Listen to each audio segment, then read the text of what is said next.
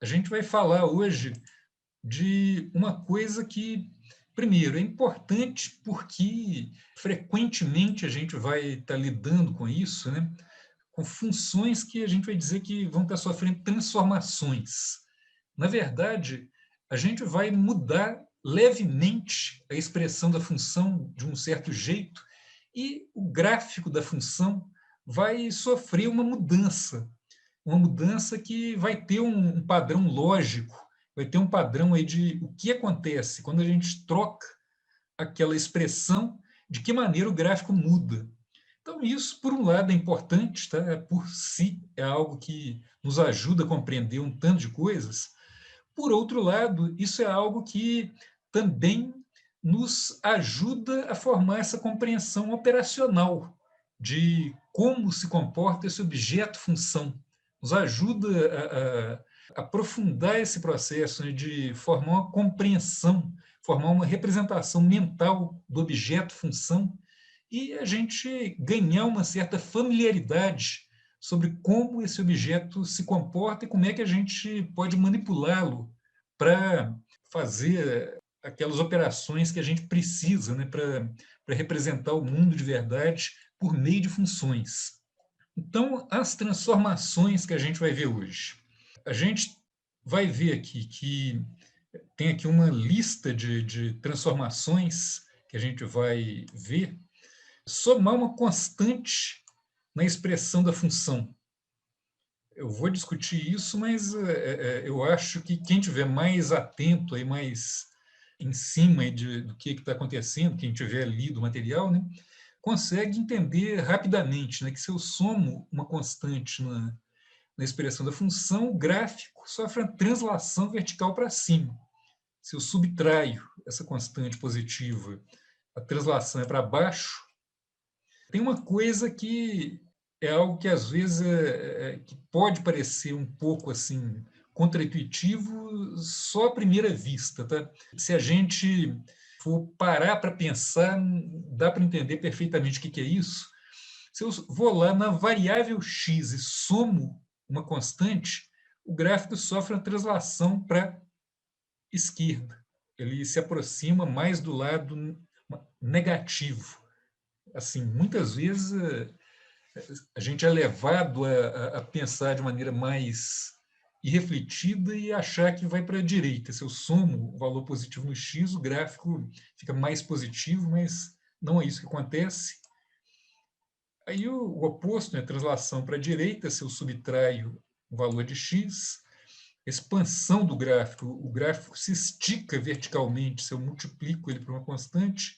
Obviamente, se a constante é maior que 1, ele estica, se é menor que 1, ou se eu divido por uma constante positiva, né, o gráfico contrai em vez de expandir.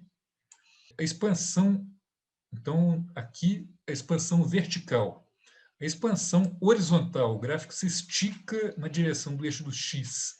Quando eu divido x por k, se contrai na direção do eixo do x. Quando eu multiplico x por k, e tem as operações de refletir ao redor do eixo do x, na hora que eu troco o sinal da função, e refletir ao redor do eixo dos y, na hora que eu troco o sinal do x. Essas operações, então, são o que a gente vai ver aí nas próximas páginas aqui do material.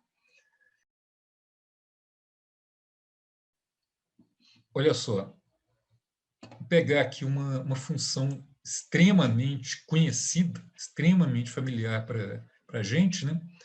E ver o que acontece com o gráfico dessa função na hora que a gente soma um ou na hora que a gente subtrai um na função. Está aqui.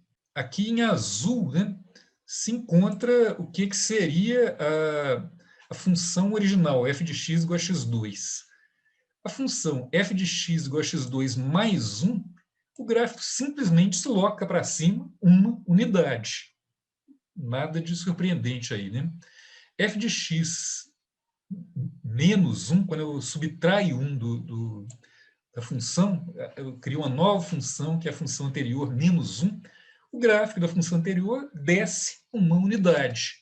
Então, aqui eu acho que nenhuma surpresa em como que a função se comporta na hora que eu faço essas translações verticais, né, para cima e para baixo.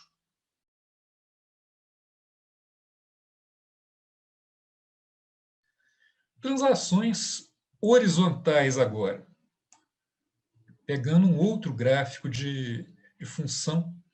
Esse aqui talvez a gente não esteja tão familiarizado, né, embora seja, certamente vocês já viram esse gráfico algumas vezes aí na vida. Aqui é o gráfico da função raiz de x. Então, a gente está falando dessa função aqui.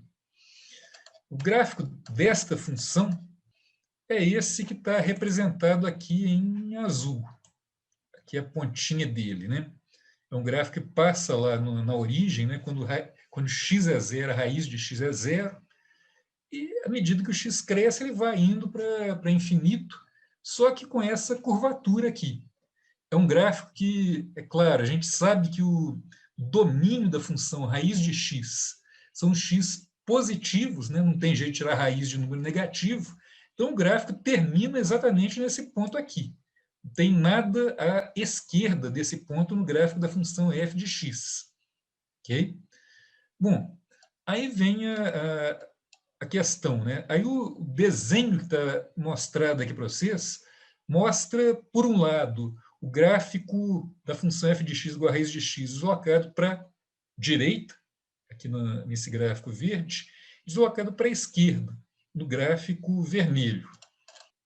Vendo aqui, de que forma a gente produziu deslocamento para a direita e para a esquerda. Produzir o deslocamento fazendo isso, somando 1 ou subtraindo 1 em x.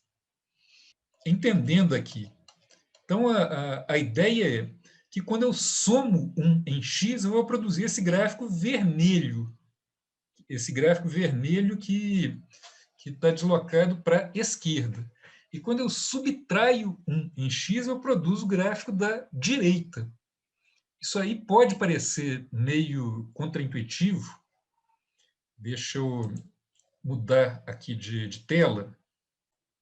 Então, a ideia do que está acontecendo aqui com esse gráfico. Função f de x igual a raiz de x. Olha só, se eu faço raiz de x menos 1, o que eu vou ter é a seguinte situação, né? Vamos pensar aqui, x igual a 1. Quando x igual a 1, a raiz de x menos 1 igual a zero, claro, né? Quando x igual a zero, isso aqui não pode. Não posso fazer x menor do que 1. O último ponto que eu posso colocar, o ponto mais à esquerda que eu posso colocar, é exatamente o 1. Eu posso colocar 2. X igual a 2, aí raiz de x menos 1, que é a raiz de 2 menos 1, vai dar 1. Então, o que eu estou mostrando, estou tentando mostrar aqui, é que na hora que eu faço raiz de x menos 1, o gráfico vai dar isso aqui. Um gráfico deslocado aqui para a direita. Um gráfico em que, para x igual a 1, o raiz de x menos 1 é zero. Esses gráficos mostram exatamente esse efeito de translação para a direita associado a substituir x por x menos 1. Ok? E fazendo o raciocínio oposto, né, a gente consegue também imaginar, que a gente consegue facilmente perceber também que raiz de x mais 1, na hora que x igual a menos 1, o raiz de x mais 1 igual a zero. Na hora que x igual a zero, raiz de x mais 1 igual a 1. Se x igual a 1, raiz de x mais 1 já é igual a raiz de 2, né? Então, o que a gente observa aqui antes eu tinha concluído, isso aqui era a raiz de x menos 1. Aqui eu tenho a raiz de x mais 1. Raiz de x mais 1, então, é esse gráfico deslocado para a esquerda, sendo que o gráfico original era o raiz de x. Nessa figura é possível ver o deslocamento do gráfico para a esquerda quando se substitui x por x mais 1. Então, eu espero que fique claro, né, que essa seja a maneira de a gente produzir o deslocamento para a esquerda e para a direita. Tá? Quando eu subtraio um valor positivo, o gráfico vem para a direita. Quando eu somo um valor positivo, o gráfico vai para a esquerda. Somo um valor positivo em x, né?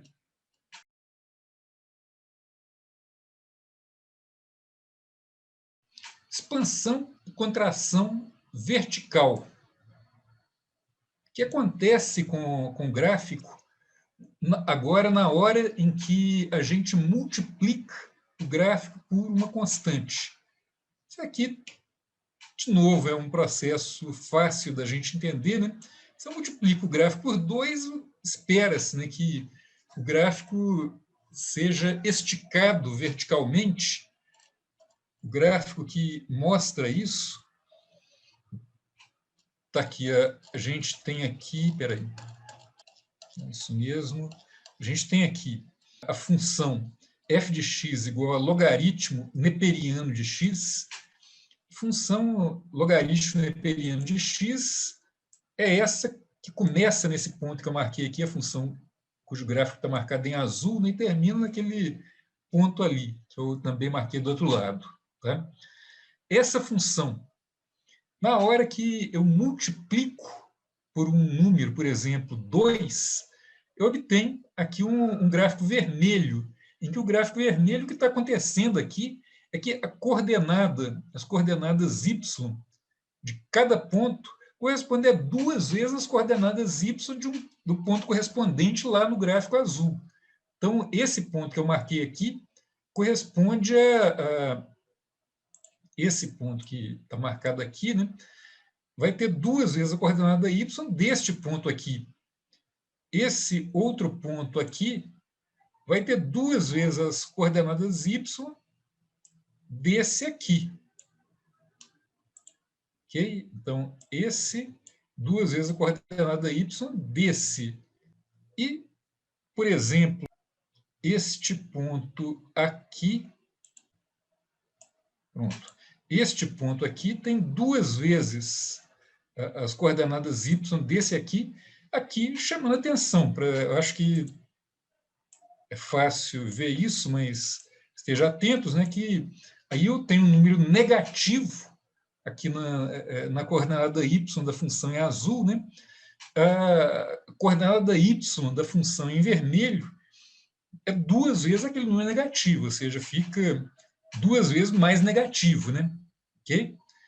É isso, então, que significa esticar a função no sentido do eixo dos y.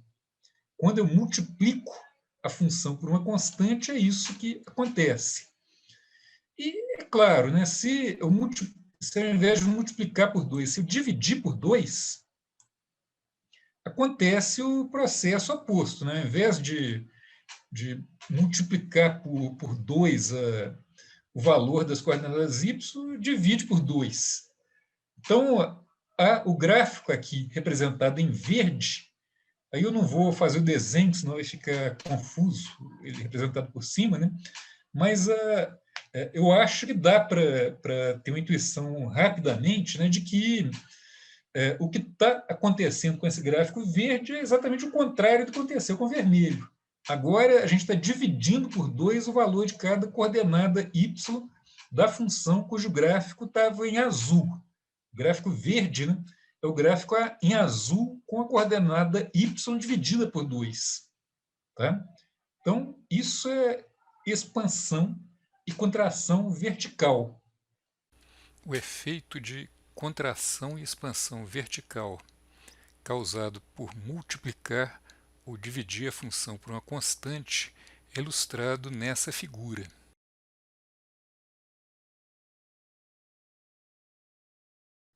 Prosseguindo, a expansão e a contração horizontal, como que o gráfico vai se comportar se a gente, como é que a gente faz, né, para, ao invés de fazer um movimento nesta direção, como é que a gente faz para fazer o movimento na direção das coordenadas x, né, agora nesta direção?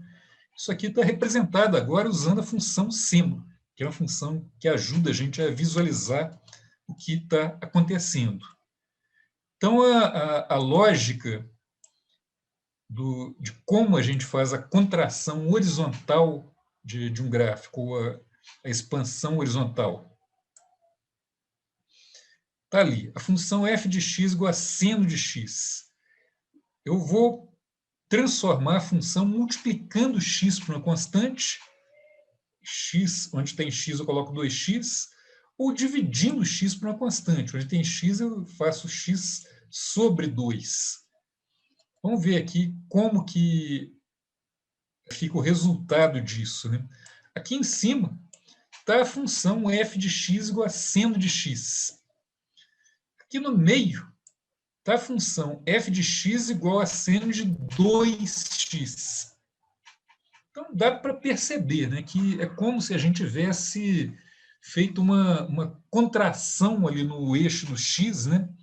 Então a gente apertou a função e o gráfico foi contraindo. Ao invés de gastar um período de 2π para fazer todo um movimento aí de um período da função, essa função em vermelho, que está aí no meio da figura, né, gasta π de período. Ela tem um período, então, que é metade do período da função original. Então, observem só, né? Eu tinha aqui a função original. Estou dizendo que esta função aqui vai ter metade do período da função original. De novo, é uma coisa que pode parecer assim contrário do que a gente esperaria se a gente não pensar muito e esperar assim meio sem pensar, né? Mas raciocinando um pouco, fica fácil a gente admitir que na hora que eu coloco, que se eu vou fazendo x aqui na função original, né, variar de 0 até 2π, eu percorro todo um período da função. Se eu faço agora esse x dentro da função transformada, variar de 0 até π, o que está lá dentro do parêntese vai variar de 0 até 2π. Ok? Então, esse seno aqui dessa função transformada está percorrendo todo o período da função seno. O 2x, na hora que o x varia de 0 até π, o 2x varia de 0 até 2π. Esse é o motivo pelo qual aqui, a função original, a gente tinha um período π, já a função transformada, no período 2π, e a função transformada tem um período π, ok? Essa é a razão, né? E pensando agora a outra situação, né? Depois que a gente entende a primeira e a segunda, fica fácil. Se eu divido x por 2, ao invés de multiplicar por 2, por exemplo, é de se esperar que, se o primeiro caso fez o período ficar menor, fez a função andar mais rápido, né, causou uma contração no eixo do x, o segundo caso vai fazer o período ficar maior, vai esticar o gráfico. E é isso que acontece, né? O período aqui desta função, período dessa função, passa a ser um período 4π e não mais 2π. Ok? Então, a lógica de a gente fazer uma expansão ou contração horizontal é essa. a gente multiplica por uma constante maior que 1, a gente tem uma contração. Multiplica o x por uma constante maior que 1. A gente divide o x por uma constante maior que 1, a gente tem aí uma expansão do gráfico. Ele estica, né? Só para quem tiver a curiosidade de saber como é que eu tracei 3 gráficos, assim, cada um numa posição diferente, né? Está aí no livro mostrando como é que faz para gerar uma figura desse tipo, usar esse comando graphics array. Esta figura e a próxima ilustram o efeito de contração ou expansão horizontal do gráfico de uma função quando a gente multiplica a variável da função por uma constante.